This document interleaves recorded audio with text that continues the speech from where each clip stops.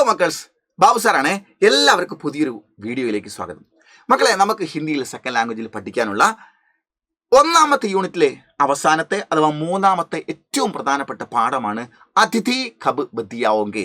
അതിഥി എന്ന് പറഞ്ഞാൽ വിരുന്നുകാരൻ, കബ് എപ്പോൾ, ബദിയാവോങ്കെ ഉരിയാടും അഥവാ സംസാരിക്കും. ഈ അതിഥി എപ്പോഴാണ് സംസാരിക്കുന്നത് എന്നുള്ളത് വ്യംഗ്യലേഖനമാണ്. വ്യംഗ്യലേഖനം എന്ന് പറഞ്ഞാൽ ഹാസ്യ പരിഹാസ ലേഖനം എന്നാണ്. ഇത് എഴുതിയിരിക്കുന്നത് ഹരി മൃദുൽജിയാണ്.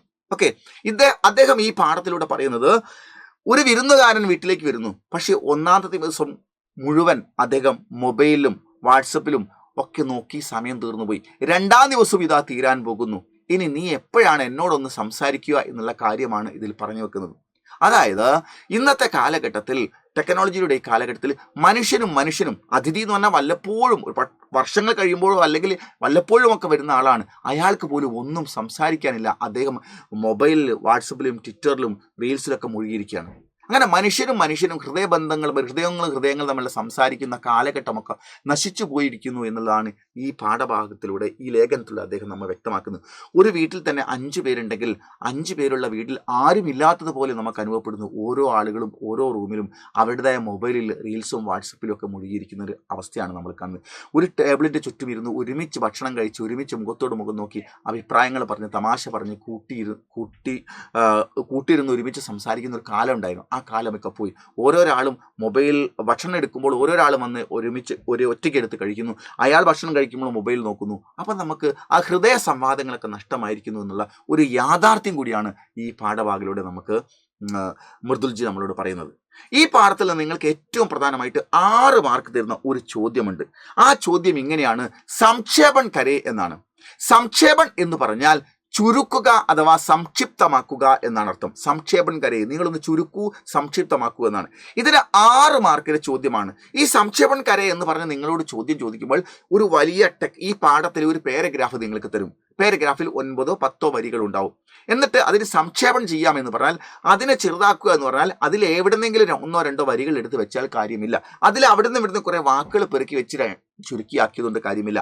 ആ പാരഗ്രാഫിനെ നിങ്ങൾ ഒന്ന് കൃത്യമായിട്ട് മനസ്സിലാക്കിയതിനു ശേഷം എന്താണ് ഇതിൽ പറയുന്നത് എന്ന് മനസ്സിലാക്കിയിട്ട് എന്തിനെക്കുറിച്ചാണ് ഇതിൽ പറയുന്നത് എന്ന് കണ്ടന്റ് മനസ്സിലാക്കി ആ കണ്ടന്റിനെ കൃത്യമായി അവതരിപ്പിക്കുമ്പോഴാണ് സംക്ഷിപ്തമാകുന്നത്. മാത്രമല്ല അതിനൊരു നല്ല ഒരു ഹെഡിങ്ങും കൊടുക്കണം, ശീർഷകം കൊടുക്കണം. അപ്പോഴാണ് അതെന്താവുന്നത്, 6 മാർക്ക് നിങ്ങൾക്ക് ലഭ്യമാകുന്നത്. അങ്ങനെയാണെങ്കിൽ കൂടുതൽ എഴുതുന്നതിനല്ല അവിടെ മാർക്ക് കിട്ടുന്നത്. +1 എത്തുമ്പോൾ കുറച്ച് എഴുതുമ്പോഴാണ്. പക്ഷെ അവിടെ ഭാഷാപരമായ ശുദ്ധിയും അതുപോലെ തന്നെ കണ്ടന്റും വാക്കുകളുടെ പ്രയോഗവും ഗ്രാമറുകളുടെ കൃത്യമായ രീതിയിലുള്ള അവതരണവും ഒക്കെ നമുക്ക് അവിടെ വേണം. അങ്ങനെയാണെങ്കിൽ നമുക്ക് ടെക്സ്റ്റ് ബുക്കിൽ നിങ്ങൾക്ക് ആ പാഠത്തിൽ തന്നെ നിങ്ങൾക്ക് പറയുന്നുണ്ട്.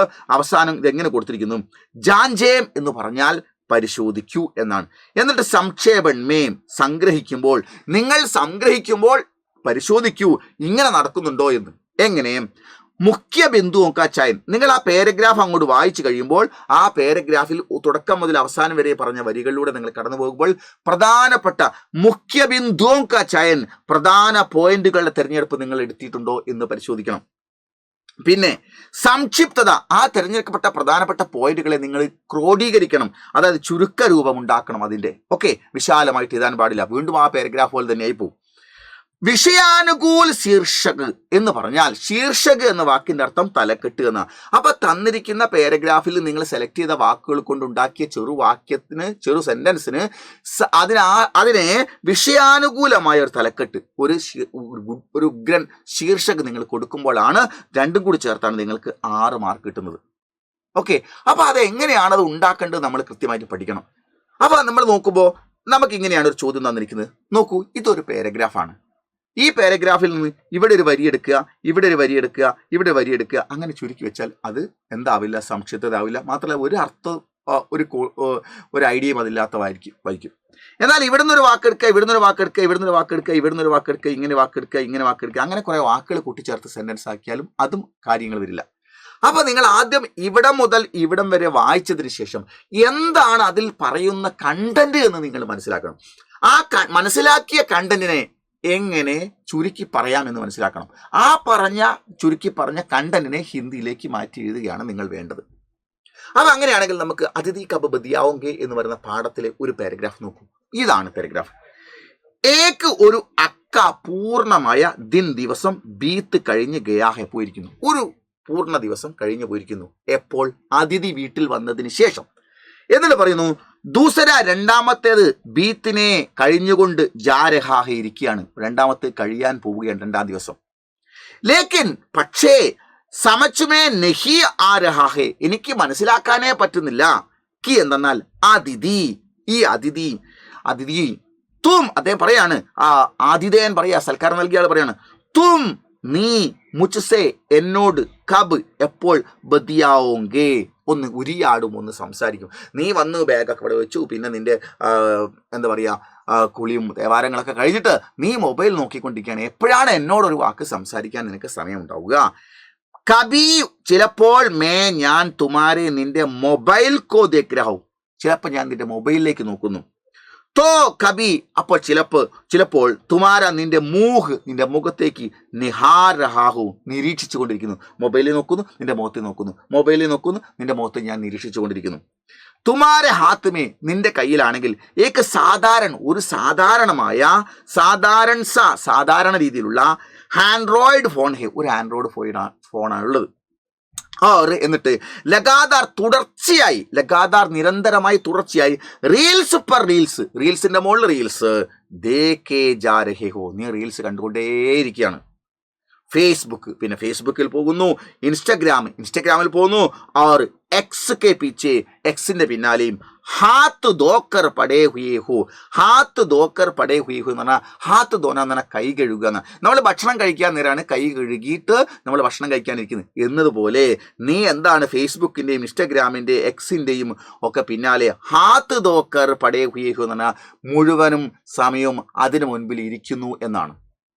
ഹാത്ത് ധോക്കർ പടേ ഹുയേ എന്ന് പറഞ്ഞാൽ അതിന്റെ പിന്നാലെ തന്നെ നടക്കുന്നു. എന്നിട്ടോ ഇങ്ങനെ പറയുന്നു ധോക്കർ പടേ ഹുയേ ഹോ.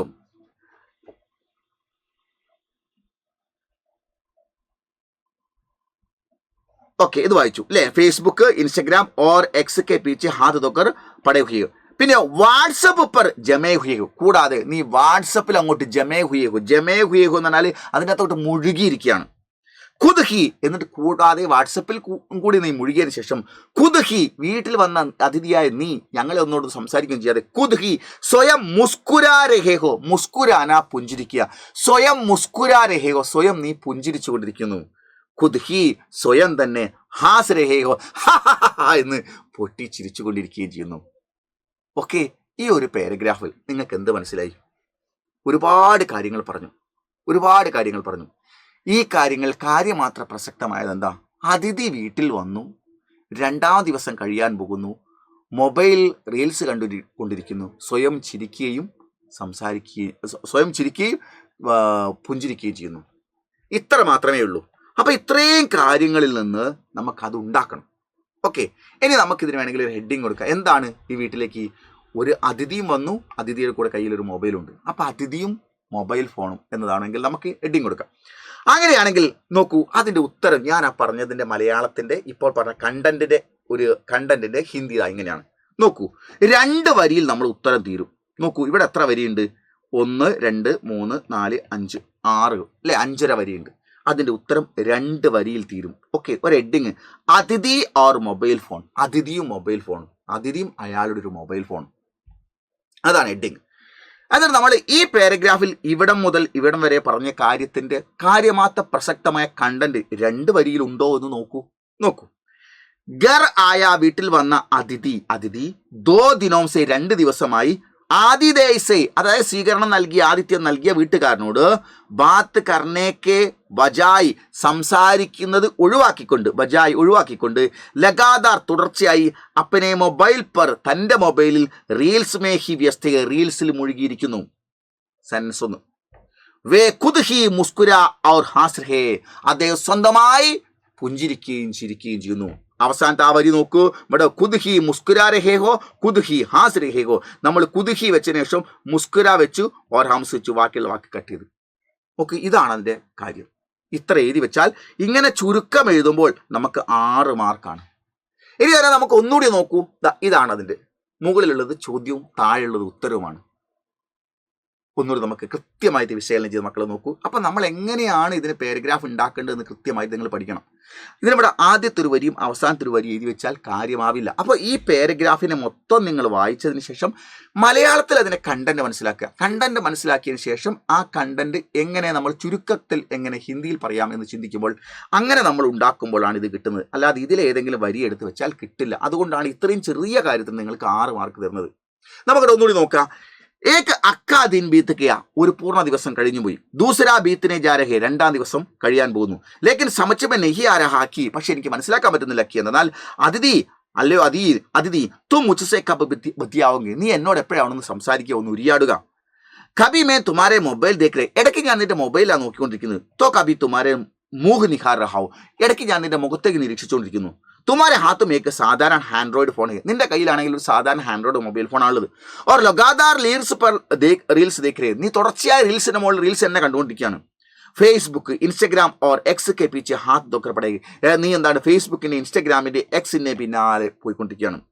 പിന്നെയോ വാട്സപ്പ് पर ജമേ ഹുയേ ഹോ, മുഴുവനായി നീ വാട്സപ്പിൽ അങ്ങ് മുഴുകിയിരിക്കുകയാണ്. കുതുഹി മുസ്കുരാ രഹാ, നീ വീട്ടിൽ വന്നിട്ട് നീ ഒറ്റയ്ക്ക് പുഞ്ചിരിക്കുന്നു. കുതുഹി ഹാസ്രേ, ഒറ്റയ്ക്ക് ചിരിച്ചുകൊണ്ടിരിക്കുകയും ചെയ്യുന്നു.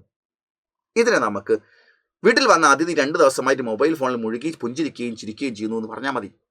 ബാക്കിയുള്ള അപ്രസക്തമായ കാര്യങ്ങളൊക്കെ ഒഴിവാക്കാം. അതെങ്ങനെ ഉണ്ടാവും നോക്കൂ. അതിഥി ഓർ മൊബൈൽ ഫോൺ ഹെഡിങ് കൊടുത്തു.